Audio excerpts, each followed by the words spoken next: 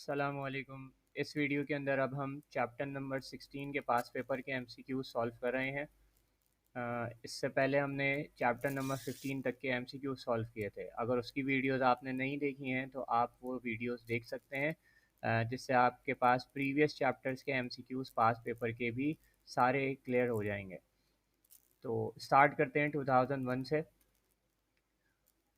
देखिए बताया जा रहा है P type semiconductor is obtain by adding impurities impurity material of P type semiconductor obtain होते हैं जब इम्प्योरिटीज ऐड करी जाती हैं उनमें कौन सी थ्री ग्रुप की, यानी थ्री एलिमेंट्स इसके अंदर जो है वो ऐड किए जाते हैं।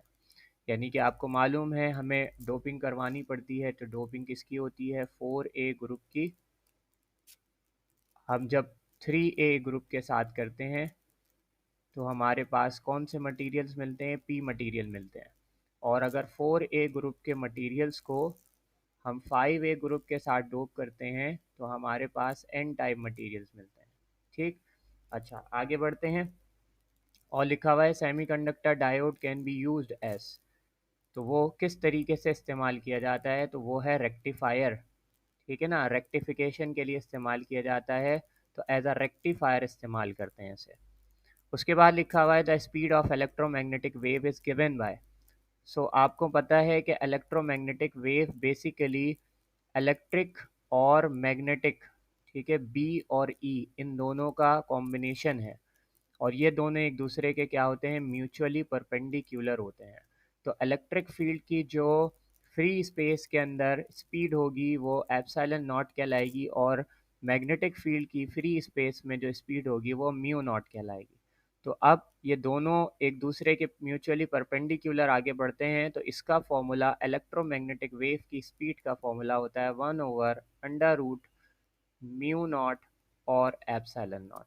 अगर आप म्यू नॉट की वैल्यू और एप्सिलॉन नॉट की वैल्यू यहाँ पर रखें, रूट लें और 1 से डिवाइड करें, सो आपके पास स्पीड ऑफ लाइट यानी 3 × 10⁸ मीटर पर सेकेंड आ जाएगा।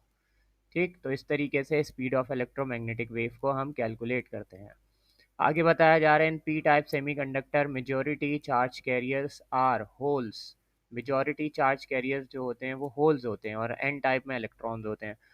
Electric conductor contains only free electrons, only bonded electrons, both free and bonds electrons, या neither free और bonds electron। तो आपके पास यहाँ पर है only free electrons, conductors के अंदर free electrons मौजूद होते हैं। The element of group 4 like germanium and silicon can be converted into p-type semiconductor। तो इसके अंदर अभी हमने पढ़ा कि adding impurities ऐड की जाती हैं किसकी? 3A ग्रुप की। सही, so B is the right answer. उसके बाद आगे देखिए लिखा हुआ है the semiconductor diode is used as, यह भी हमने पढ़ा कि यूज्ड किस तरीके से करते हैं, उसको रेक्टिफायर करते हैं। ठीक है, और ट्रांसिस्टर को इस्तेमाल करते हैं एज एन एम्पलीफायर। अच्छा, उसके बाद देखिए आगे आ रहा है diode, a semiconductor diode is used as a, वही आपके पास आ गया रेक्टिफायर। उसके बाद a PN junction can be used as, PN junction का मतलब डायोड ही होगा, और डायोड को कैसे यूज़ करते हैं? As a rectifier. उसके बाद the speed of electromagnetic wave, तो वो अभी हमने सॉल्व करी, that is 1/√μ naught and epsilon not.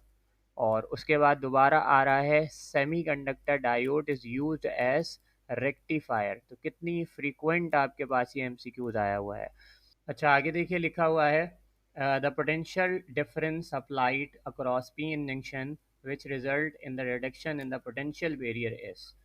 ठीक, तो पोटेंशियल बैरियर दो बैंड के ओवरलैप करने से आती है। ठीक है ना, तो जब आती है तो मतलब किस वजह से आती है? फॉरवर्डिन, जब हम यहाँ पर करते हैं फॉरवर्ड बाइस से दोनों बैंड्स आपस में एक दूसरे की तरफ बढ़ते हैं, और वहाँ पे एक लेयर प्रोड्यूस होती है जिसे डिप्लीशन लेयर कहते हैं। ठीक, तो ये इसका राइट आंसर है, इसको याद रखिएगा। आगे बढ़ते हैं, देखिए लिखा हुआ है in semi conductors electrons move करेंगे कंडक्शन बैंड में, या होल्स मूव करेंगे और होल्स मूव करेंगे फॉरबिडन बैंड में। उसके बाद लिखा हुआ है होल्स मूव कंडक्शन बैंड में करेंगे, और इसी तरीके से इलेक्ट्रॉन मूव करेंगे फॉरबिडन में। तो यहाँ पर आगे और क्या लिखा हुआ है? Electrons move in the conduction band while the holes move in the valence band. तो बिल्कुल यही आपके पास है, कंडक्शन बैंड में इलेक्ट्रॉन्स मूव करते हैं और फॉरबिडन वैलेंस बैंड के अंदर जो है वो होल्स मूव करते हैं।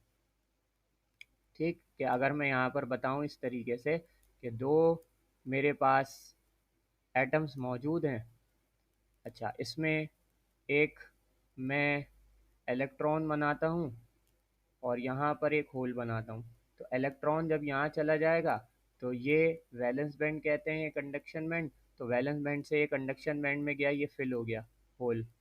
ठीक, और यहाँ से जब ये इलेक्ट्रॉन गया तो यहाँ पर क्या चीज़ हो जाएगी, यहाँ पर खाली जगह आ जाएगी। ठीक, तो होल इस तरीके से मूव कर रहे हैं कंडक्शन से वैलेंस में, और इलेक्ट्रॉन जो है वो वैलेंस से कंडक्शन बैंड के अंदर जो है वो मूव कर रहे हैं। ठीक हो गया भाई। आगे देखिए क्या लिखा हुआ है, the device which use to convert AC to DC. तो एसी को डीसी में कन्वर्ट करने वाली डिवाइस जो होती है वो रेक्टिफायर होती है।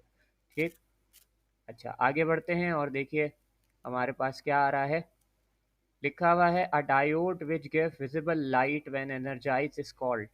लाइट को जो डायोड है विच गिव विजिबल लाइट देता है जब उसको एनर्जाइज किया जाता है, तो that is called LED. LED क्या है, लाइट इमिटिंग डायोड। जब इलेक्ट्रिसिटी दी जाए तो वह एनर्जाइज होकर लाइट में कन्वर्ट हो जाएगी।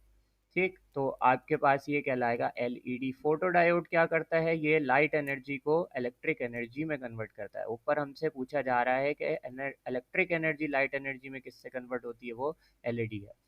उसके बाद लिखा हुआ है देखिए, emitter based junction is forward बाइस PNP NPN both PNP and NPN. तो याद रखिएगा बोथ आंसर आएगा जब इसकी थ्योरी पढ़ाते हैं तो आपको बताया जाता है कि इमीटर बेस जो होते हैं जंक्शन वो फॉरवर्ड होते हैं, और बेस कलेक्टर जो होते हैं वो रिवर्स बाइज होते हैं, और दोनों के अंदर एक ही फेनोमेना होता है। उसके बाद लिखा हुआ है PN junction diode work as an insulator if. Insulator कब होगा, जब ये रिवर्स बाइज करेगा। अच्छा, उसके बाद a photo electric cell transform energy light energy in. अभी मैंने ऊपर बताया कि लाइट एनर्जी को इलेक्ट्रिक एनर्जी में कन्वर्ट करने वाली जो चीज़ होती है उसे फोटो डायोड या फोटो सेल कहते हैं। उसके बाद आगे देखिए लिखा हुआ है with the increase of temperature the resistance of semiconductor. Resistance जो है सेमीकंडक्टर की क्या हो जाती है, डिक्रीज हो जाती है। ये 13 चैप्टर में भी हमने आपको बताया कि कंडक्टर की रेजिस्टेंस बढ़ जाएगी जब टेम्परेचर बढ़ाएंगे, और सेमीकंडक्टर की रेजिस्टेंस कम हो जाएगी। उसके बाद लिखा हुआ है the speed of electromagnetic wave. अभी हमने सॉल्व किया 1/√ε0 म्यू नॉट। उसके बाद लिखा हुआ है diode which give visible light, वही आपके पास आ जाएगा LED. Hole in semiconductor is actually the, क्या कहलाएगा देखिए, लिखा हुआ है होल्स जो होते हैं सेमीकंडक्टर में वो क्या होते हैं, वो इलेक्ट्रॉन होते हैं, पॉजिट्रॉन होते हैं, हीलियम न्यूक्लियस होता है, या vacancy in the valence band. तो बिल्कुल यही है, खाली जगह होती है वैलेंस बैंड के अंदर, तो उसे कहते हैं आप होल्स। डोनर इम्प्योरिटीज आर, ठीक है ना, डोनर इम्प्योरिटीज। तो याद रखिएगा डोनर इम्प्योरिटीज जो होती हैं वो 5A ग्रुप के एलिमेंट्स होते हैं। ठीक है ना, 5A ग्रुप। तो यहाँ पर 5A ग्रुप कौन है, यहाँ पर 5A ग्रुप जो है वो SB और AS होता है।